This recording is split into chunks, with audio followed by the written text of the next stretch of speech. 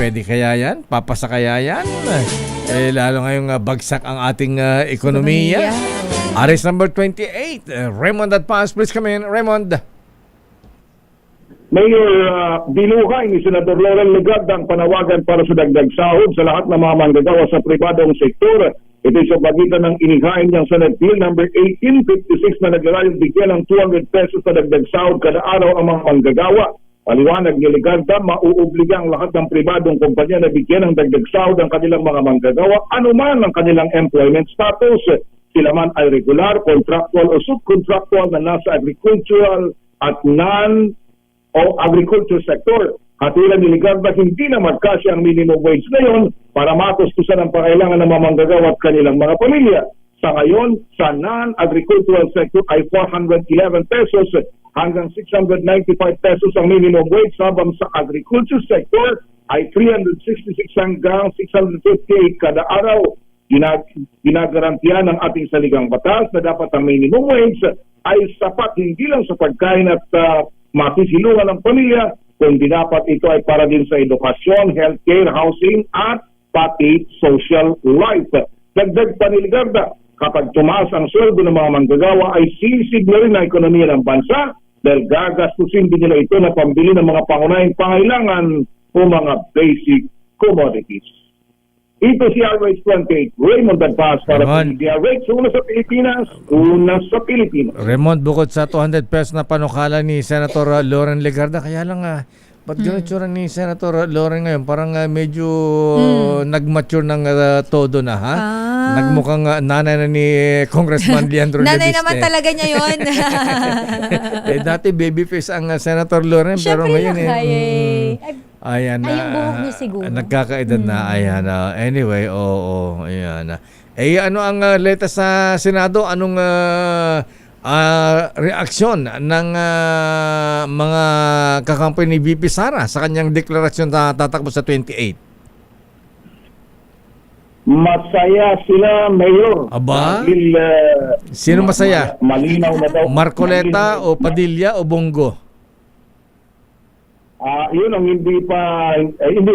Kung si Senator Padilla daw ang tatanungin mo, Sara Aimee ang tandem niya.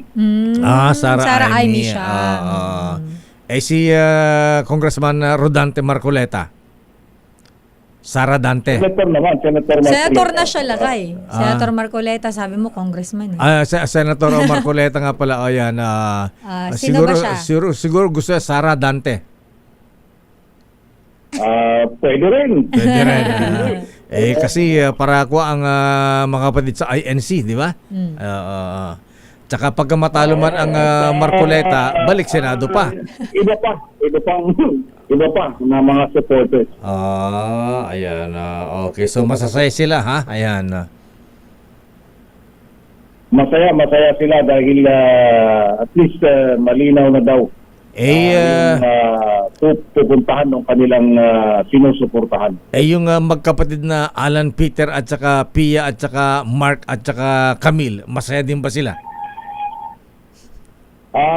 Hindi, ang malinaw lang na naging statement ni Senator Alan ay karapatan daw ng kahit sino na magdeklara at mag-ambisyon. O nga, 'di ba di ba naging gustong tumakbong VP rin si Senator Alan Peter noon? Si Senator Alan siya naging vice dati ni Pangulong Duterte. Siya ba naging running mate noon? Senator Alan? Siya yung naging vice niya. Ayan. Okay. Ang magkapatid na Villar, Amarillo.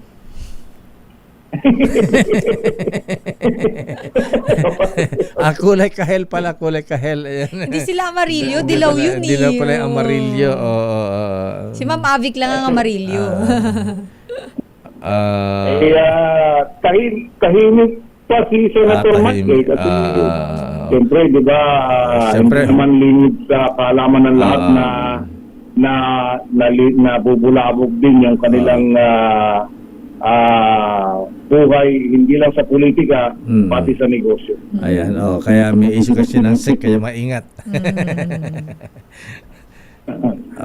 Okay nga Rod, maraming salamat Raymond mula sa Senado.